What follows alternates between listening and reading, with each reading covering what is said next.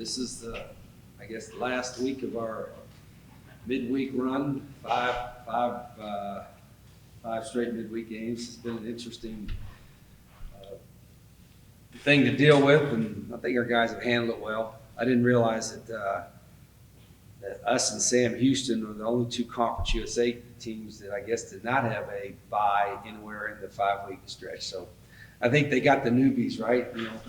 All the two new ones got the short sticks and that deal. But our guys have handled it well. We got one more, like I said, we got one more to do with FIU coming up next Wednesday, and then we get a kind of a normal schedule for the last few games. But obviously it was a good win. I'm proud of the way the guys hung in there. There's a lot of areas that we need to play better at, certainly, and things that we got to work on in practice. But so we're a pretty good football team, and really like the way the guys hung in there and pulled out the win. Is there an update on Malik? Yeah, we're hoping that Malik will be able to practice some today and tomorrow.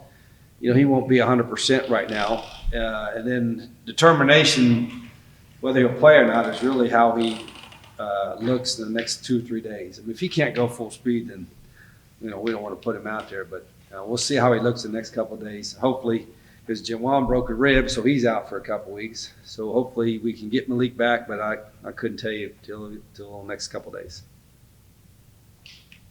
Y'all ran the tush push play a couple times, and we I think we've seen at least NFL teams try to do that, and they haven't been as successful as the Eagles. What sort of do you have to do to be successful at that play? Have really big guys up front, really strong guys. I mean, the advantage is to the offense because everybody. It's like it's like a rugby scrum, right? I mean, everybody's just piling everybody up in there, and it's big guys on big guys but the advantage is the offense knows when the ball's being snapped. So you got a half a second advantage of when to go. And that's been, but we did it different. Everybody does in the goal line.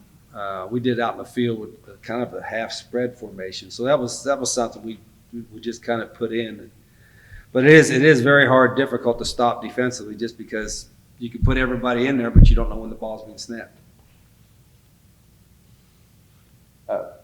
PJ Wells, other than just another body, what does he bring to the? Yeah, we thought I know I've talked to you guys about it. We thought coming in, he was one of our experienced guys, but also one of our best wideouts. He's got great size. He's got great leaping ability. I think he might still have our vertical jump record in the weight room. And so he was back 100%, and we thought he would have an opportunity to maybe make a few plays, and he did, which is really good to see because PJ's, he's a hard worker. Football is important to him. He blocks hard. I mean, he does everything all the way you want to. So he played like the PJ we thought he would have when he's healthy, and he was healthy, so it was good. Y'all won several games in pretty dramatic fashion. Yeah, that's points this year. How many? 4 or so? Yeah, it's been. Is that something a team can learn how to do? Learn how to win games like that? Yeah, I mean, I've been doing this long enough. I've been on both ends of it. You hope that maybe at the end, your guys are in good shape, and so they still have all their energy. But I mean, there's some fortune involved in that too. But I think a lot of it is for our guys is that there's always a belief that hey, we're going to be okay. We're going to pull it out, and the ones we won. I mean, they're like I said, they've gone down to the end, but it's always seemed like there's been some fortune, but there's also been guys making plays at the end that earn. It's like a turnover. Sometimes you create a turnover, and sometimes you got lucky with a turnover. And we've created some turnovers, and we got lucky with some. Same thing at the end of these games. We've created some things at the end of these games to help us win, along with having some fortune. So, but it's, like we said, must-watch TV, right? Jax State on football, Tuesday, Wednesdays, or The Bachelor. Let's go with Jax State. You talk about that belief. Why do you think your guys have that belief? I personally think it's because of the way we work during the week. And I'm biased. I think the way we practice, the way we approach it, it may not be unique, but it's probably a little different from other programs. And even talking to our guys that transferred in or something like that, that's not long practices. I don't think we're wearing them out, but they're pretty intense. I mean, I'm just speaking for myself. Hell, I get angrier in practice than I do in any game, just because I know how important that is in preparation. This is the one sport where your weekly preparation plays a huge deal, in my opinion, on how you play on game days. And our like for today, it will be a Tuesday practice. It will have the same intensity today as we had our first Tuesday practice in the first game of the year. And that's the expectation for our guys. And I think, I don't want to say puts pressure on during the week, but I think it gets them to that mindset. This is how the intensity and the attention and the detail and the focus that you got to have during games. I don't think you just turn it on game day. I think you got to have it in moments in practice during the week. You mentioned this before, but just seeing the overwhelming support you've gotten from Pat, just on Twitter and everything. Oh yeah, he sent out another one that I think this week. Raquel keeps me up to date on Pat McAfee. I mean, he's obviously one of my guys, but I think he's having a lot of fun with it too. How maybe he's winning some money too on it. I mean, I don't know. I know I think when we lost one or didn't cover or something, I got a note from him. I'm like, I don't want to know anything about that stuff. I mean, that's all on you. But he does a great. I mean, Pat works. I mean, we've talked pretty regularly. I haven't heard from him in the last week or so, but I made you call him to see if he was awake for our last game. But he's he's done quite well for himself. But I respect because what he's doing, because I know how hard he works. He doesn't just come out and he informs himself. I mean, he's called and asked pointed questions about like you guys would do. So he's a lot of fun. There's a note here that says y'all have the fastest offense in the FBS at 20 seconds per play. What do you think of that? That's not fast enough.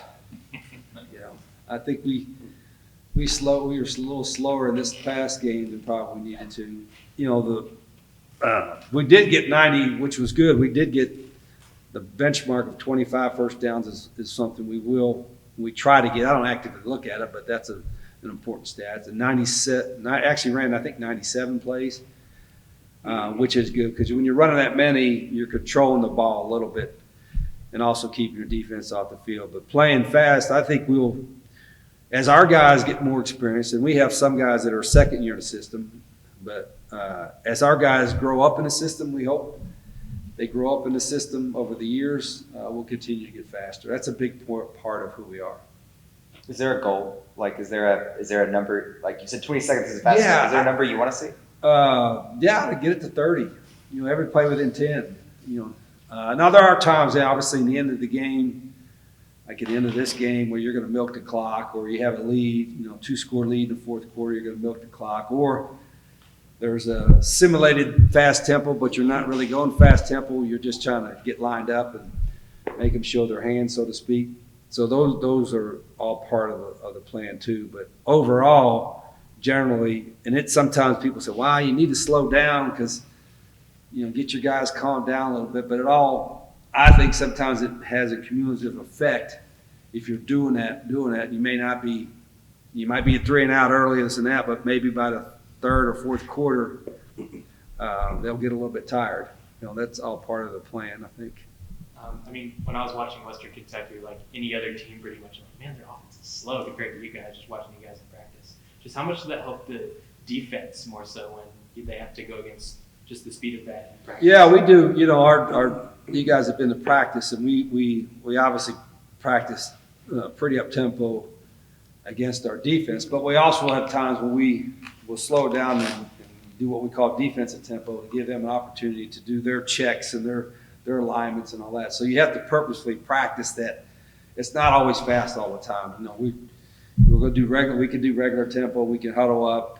We can do different types of tempo that our defense would see. And I think that's important as a head coach that I have that in our practices where it's not always going fast. There are times where you do want to slow it down, and so we'll do both. What about if FIU really athletic. I know Coach McIntyre. We compete against each other when we were in the Pac-12. He's an outstanding coach. Grew up, son of a coach. He's got I know several of those guys on his staff. Really good coaches. I think they've gone down there to an area where there's a whole lot of really good football players in Dade and Broward County, and they're getting some of them. They got the people behind them, and he's doing all the right things. So I was impressed. They had a big win against Sam Houston, who's probably the unluckiest team in America. They got a big win there, and they're playing with a lot of enthusiasm. Mike's done a great job down there, I think. There were a couple times against Western Kentucky when it looked like maybe the receivers had a step or two on your defensive backs, but it looked like they didn't panic or pull a guy down. They just kind of hung with them. How did you think they looked? They did. We against some of the best skill guys in the league. Not the receivers, the quarterback who's a very accurate guy. There were like one time I forget who was breaking it up, but he had a step and he bobbled the ball. It probably would have caught it, but we stayed with the play and knocked it out. And that's part of the deal. We're playing against some fast dudes. We're going to play this crew we're playing against this weekend is some of the fastest guys in our league. I'm really impressed with their skill guys. So we put some pressure on our corners. They're playing some man coverage and some press man coverage, and people are going to take shots at them. So we've got to be able to play that. And our guys every week. Our league, I think, is probably underrated from an offensive skill standpoint. There's some really good skilled players in our league, and we're seeing it every week. How do you think y'all did against Malachi, number 11? He was. I thought one of his biggest strengths was run after the catch. Getting the short balls and he didn't have as much as that. I thought we did a great job on him. A couple of times he had a few catches. We got him on the ground, but he's so strong that he breaks a lot of tackles, and I thought we tackled pretty well against him and some of the other guys they had. And then with Kekoura's experience coming in, do you think that's helped him play more and play better? From a learning standpoint, he's sitting there. I'm telling you, he's a sharp, mature guy. That football is important to him, but the whole system is new for him and anybody else that transfers in. They didn't have a whole lot of time to learn it, but he's being an older, mature guy that grasps things pretty quickly. He's played a lot of roles: corner, safety, and special teams, and he's been an example of how to do it. From somebody to transfer in, if you want to know how you adapt quickly and make an impact, you follow what Kekoura did. It wasn't just a time where we were just meeting and with us. It was on his own, coming in on his own, learning on his own, all that kind of stuff. And it's the same way I think we got a team full of it. And it sounds simplistic, but every coach wants guys that love football, not like it. You got a lot of guys that like it, they'll be okay. But you guys that love it, need it, they'll spend the extra time to learn. They'll do the extra work in the weight room.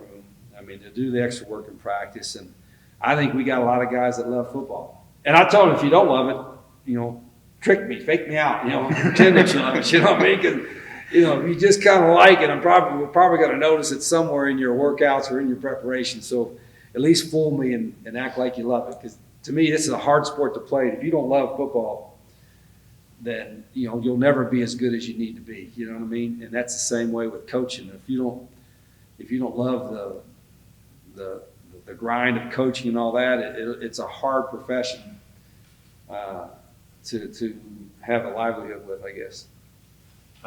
You've mentioned after the last game that your wife says, "Please don't play for a field goal." Did she have a comment about how you? Yeah, I asked her about that. I said, "Hey, I was thinking about you because I was the same thing. Don't always put the pressure on the field goal kicker. Try to score the touchdown and all that." And I said, "But the way the situation was going, and I didn't want them to have the ball back, so on and so forth." She said, "I was thinking the same thing. That we'll be okay.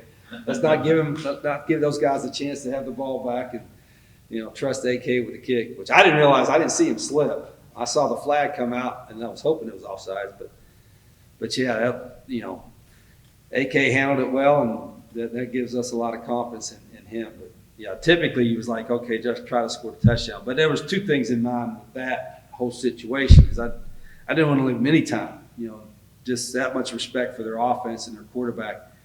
You know, we're going to win it or it's going to overtime. One of those kind of thoughts. Sean's been really, he made a few good blocks in the last game. Just how important is he in the run game?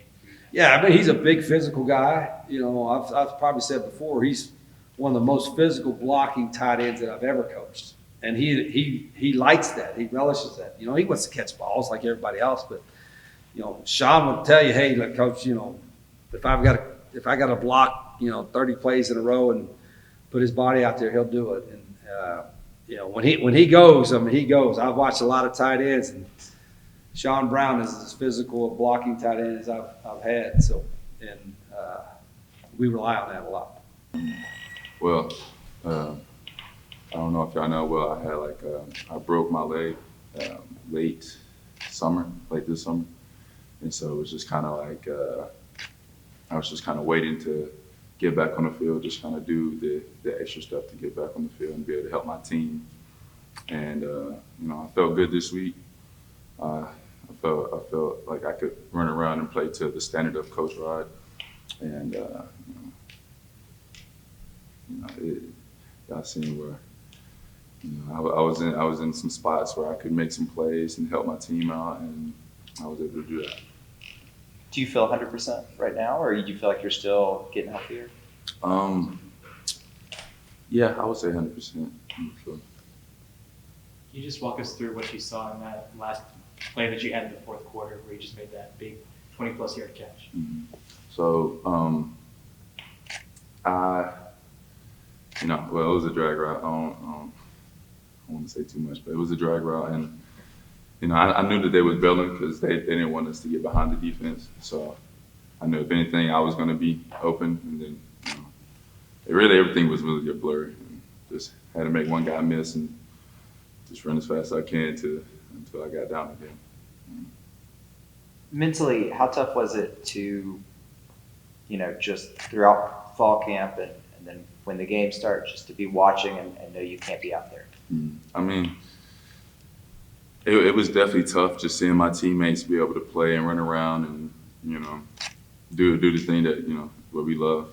And, but I know I was trying to trust the process and just not get too high, not get too low, and just staying active and doing everything I could do to get better day by day.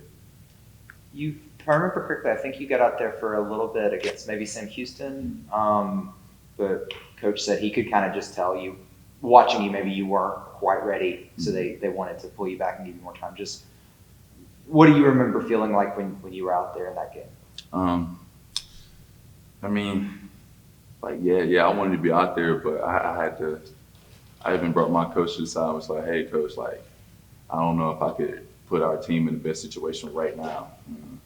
And so he understood, and we had other guys who were able to make plays, to be able to get that win out. So it felt good to get a win.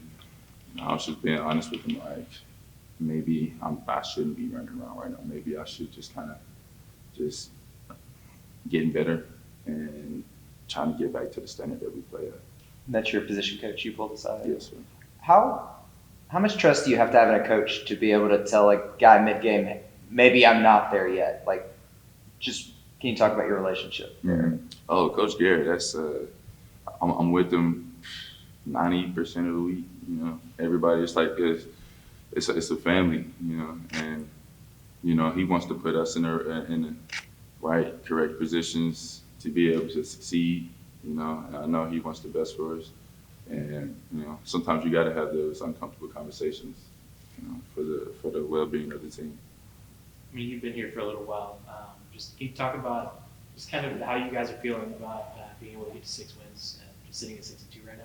Mm-hmm. It feels good, but at the end of the day, like today, like you said, today it's going to be a pretty intense practice. So it's like you deal with the win that night and the next day, and after that, it'll be on to the next. What have you noticed about the next team, FIU?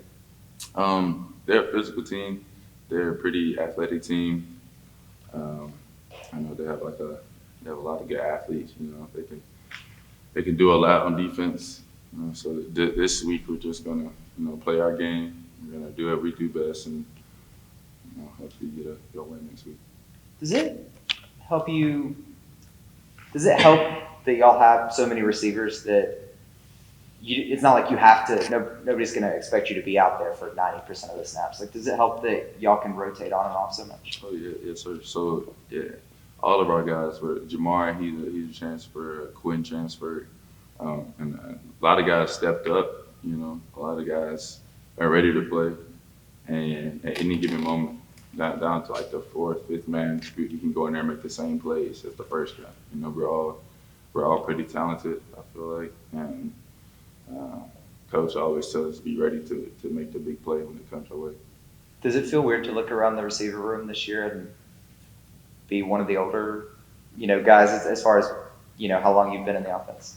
It's honestly kind of like snuck up on me a little bit. I came in my first year playing redshirt freshman, and I've been here, but a lot of faces have changed. So, but it's been pretty smooth. I love our room. We all get along and stuff. And, I wouldn't change it for the world. You and Mike have kind of become the two guys who have stayed around the longest. Just what's your relationship like with him as you guys have experienced all the transition just right there together? Mike, that's my guy. So like me and him, we sit together during meetings. And anytime we can help the younger guys, we try to do that. We always try to give each other pointers on what we should do better in a route. And we always not really criticize each other, but just try to like elevate each other in our game. So we have a pretty good relationship. Is there a younger receiver on the team that maybe fans aren't getting to see as much, but that if he got out there would really surprise people with how well he looked? Yeah, I can say a few names. I like Ogogo Iyafe, Cam Vaughn, Brock. I think Brock had some snaps. He had some snaps earlier in the season, and all those guys are talented. And like I said, like they make plays in practice. That's one day y'all will see them and see like they are like name like team household names. With how much y'all rotate, do y'all look at it like a competition? With just in terms of, do you feel like y'all push each other? Yeah, sir. So like every day is a competition. Every day you can move up and down the roster, but that's a good thing. Because I feel like competition actually is what pushes people. If there's really no competition, you could just stay stagnant. There's no room to get better. And every day, everybody's pushing each other. And I feel like that's what our room has had this year, and it really hasn't had that in the past. Man, what's it called? Starting off with the cornerback room, when we look at the guys, just how we perform each and every week, it's just like, it's basically what we do in the film room and also in practice. And like every single guy in the corner can play, and every guy knows like their responsibility and stuff like that. So now, like when you get the chance to see us perform, it's not new and all that. So like for example, you see them just that's a ball player, Jabari Matt ball player, Mark Baker ball player, and also a very young guy. You guys haven't got the opportunity to see, which is Jameer. He's a very great athlete. But overall, us playing well is kind of like competing every single day at practice and not worrying about who's going to start the game or who's going to have more reps and stuff like that. You came in with a lot of turnovers at your previous school, led the nation in interceptions, and then you've already gotten some here this year. Is there something specific that leads to that you can speak to, or is it just being in the right place and being where you're supposed to be? I would say this is all about preparation, knowing what you're going to get, or basically what the opposite favorite target, the quarterback favorite look, his first read, and all that. So I feel like in JUCO, I put myself in a situation to kind of succeed by watching film a lot, and kind of going down and getting like offense, like play hard, watching film, seeing the route they run a lot, first down, second down, third down, basically like if they need to take a shot, who we're looking for, who the quarterback is looking towards.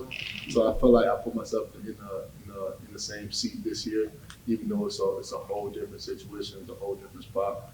Just being able to watch a lot of film, like sometimes I go back to like last year film on team to kind of see like if it still have the same tendency and stuff like that. So far so good. I've been having success on doing what I've been doing, and also just basically following defensive coordinator game plan. Coach Ali, I think he put us in a great spot to succeed with who playing and basically what he thinks we all really get. Why did you? How can you talk a little bit about how you ended up here and why you felt like Jax State was where you wanted to be this year? All right, so man, it's crazy. Before I even got here, it was like one of the nights. It was basically I was at practice. In Jupiter, right? So one of my cornerback coach, actually, he's from Auburn, Alabama. So one day I was like, "Hey, coach, where can I go and play?" He told me Jacksonville. My first thought was Jacksonville, Florida, right? Because I've never heard of Jacksonville, Alabama before. But just one night I was just bored, and I decided to send my film out. And Coach Sig, the safety coach, he ended up seeing it.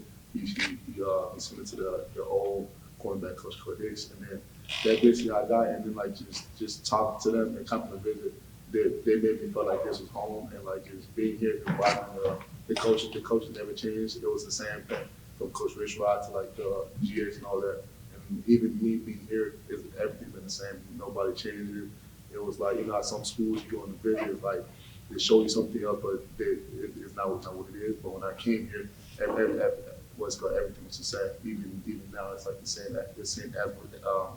atmosphere and all that.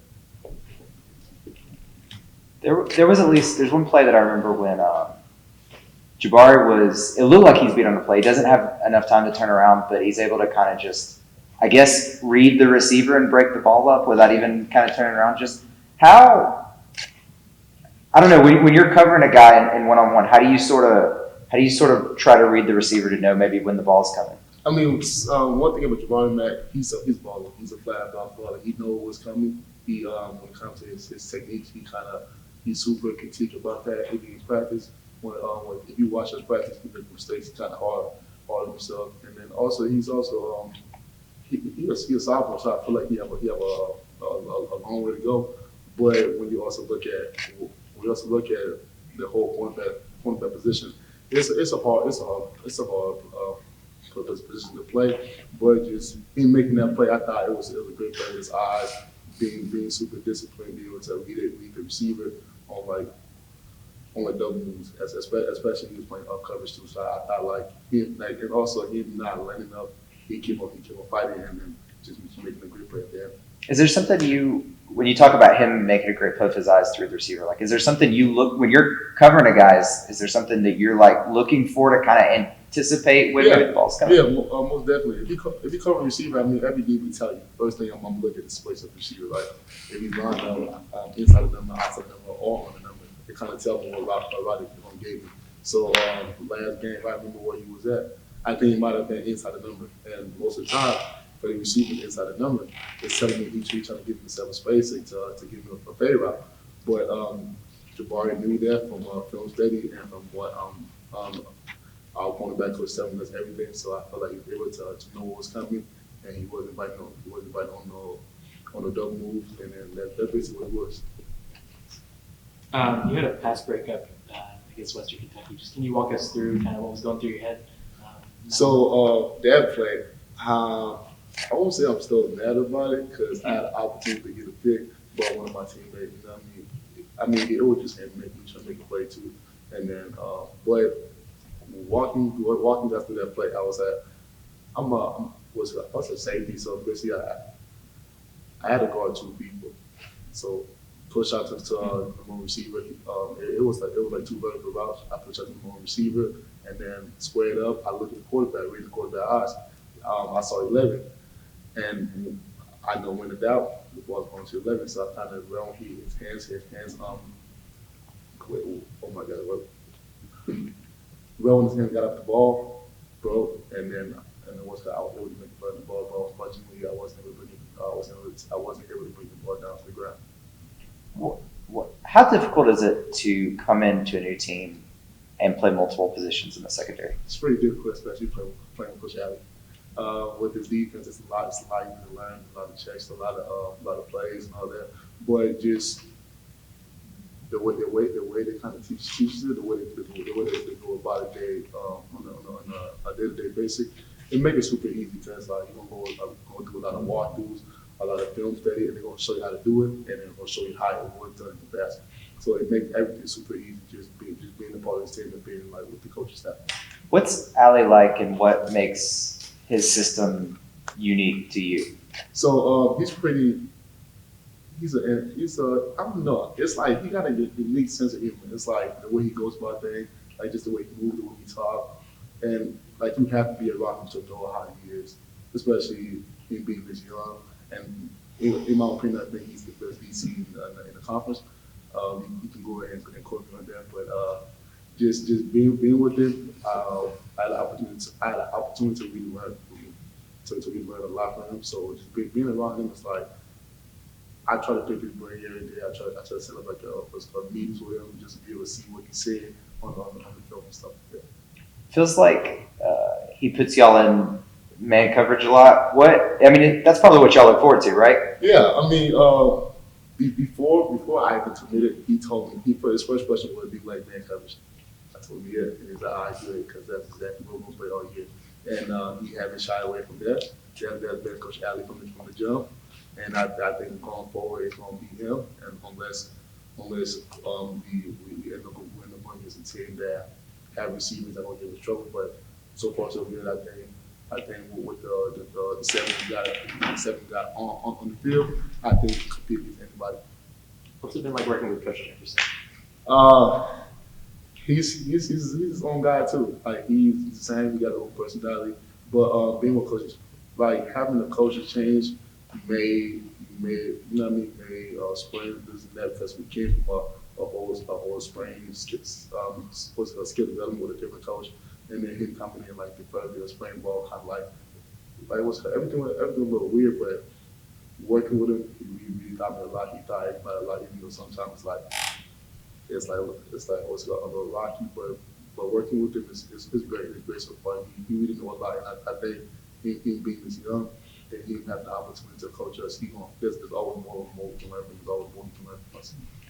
I'm not used to watching teams rotate their secondary on and off the field quite as much as y'all do. What's that like to be a part of that? I mean, does that help you? Yeah, 1,000%. It's a great feeling because that just tells you that your coaches trust everybody in the room, and also tells you that, and also gives you confidence that when I'm out on the field, I know that the what's it called, I know that the guys that in they're gonna hold that grind. So far, I think everybody in my room been doing a great everybody in my room been doing a great job at basically holding the ground. Here's a So few can you guys. talk about your journey to American football? I know you were born in Liberia. Did you start late in life? Did you come to the States early? What was your journey over there? So my journey is kind of crazy because I was born in more of a Liberia. I came to Minnesota when I was 12 years old. At first I was in Jersey, and then I ended up moving to Minnesota. I don't know why every state was Minnesota, but and then I really started playing football my sophomore year of high school because my freshman year I transferred from a different city to another city. So I started playing football my sophomore year of high school, but I was a receiver at the time. And then I figured I wasn't good at receiver, so I went ahead and played safety a little bit as our sophomore year. And then my junior year, that's when I was like, you know what, let me go play cornerback. Didn't play until like halfway through the season, and then I started playing cornerback. And then unfortunately, I was able to go. Well, not unfortunately, but I'm actually glad that the route or like the way my story is, and then just being able to go playing JUCO ball for 2 years, and just like the first year, I can lie to you, we watched my film, it was a little rocky. I was like, hold on, like who's this kid? But like coming to my second year, I really took it real personal on like basically putting my name out there and stuff like that. So it was like a lot of training, a lot of work, a lot of like 2 days, 3 days, And then there's a couple of times like my body couldn't do it anymore, but like you have to have that mindset. You want to be great. So I think the reason why I'm here was because my basically the people who was around, like my friends, my family, all of that, and just people who was pushing me to be who I am today. So how old were you when you came I to? was 12 years old. 12? What was Did you ever play? Did you know anything about football? So the crazy thing about it, when I was in Africa, my people used to watch football, right? They used to call it giant ball. So basically call it giant ball basically because they think everybody who plays football is a big, huge physical guy because they got the shoulder pads on. They don't really know what the shoulder pads for. So I mean, back in the days, everybody was big. They had the shoulder pads back to the neck and all that. So I felt like I really didn't know. I didn't know nothing about it. And also when I came to Minnesota, I got into football because my uncle was a huge Vikings fan. At the time, they had Adrian Peterson and all that. So that's kind of gave me an opportunity to like learn the game. And really, nobody in my family played football. So I had to learn on my own. I went on YouTube. I started watching like highlights. I started watching like the position like receiver. I watched a lot of Stephon Diggs and all that. And that's kind of how I learned the rules of football. And kind of just not paved my own way, but also I had people in front of me when I was in high school and stuff like that. Was your uncle one of the reasons you ended up coming to America? Oh no, my mom. Or My mom is with me, but she's in Minnesota right now. Okay. Yeah. Do you remember what the hardest adjustment was, or the strangest thing? Like, I know it's been a while that you've been here, but I would lie to you. I said the cold because coming from Minnesota, coming from a hot area and coming to Georgia first of all, it was cold when we came here. It was in like December, January. Right, I'm not used to being in the 20-degree, 30-degree weather. And then we left the cold, went to another cold state, which was Minnesota, which is even worse. I think that was the biggest adjustment that I had to make, but also coming down here to the heat, I felt like it was great, even though sometimes when you eat Coach Rich by fall camp, you might not like the heat a little too much because it get hot and we move fast. And I mean, if we can watch the game and kind of help us out with the way we practice and all that, just being able to be down by 21, coming back and win the game. So I feel like the heat kind of set us up that and how we go about that practice. So wait, does the Alabama weather feel a little more normal for you? Oh, yeah, 1,000%. Like at first, don't get me wrong. Like the humidity was a little crazy. Sometimes it's 87 degrees. You still can't breathe out there. So it was like I'm like, yo, like what's happening? But as time went by, I got used to it. I adjusted. I don't know. I don't know if I can say it, but it's like the African came out of me. Like I went back to like being used to being in the heat. So I thought it was great to be down there. I'm not looking forward to going back to Minnesota because it's kind of cold up there, but also it'd be great to go back and see like old faces and just catching up with my folks. Awesome.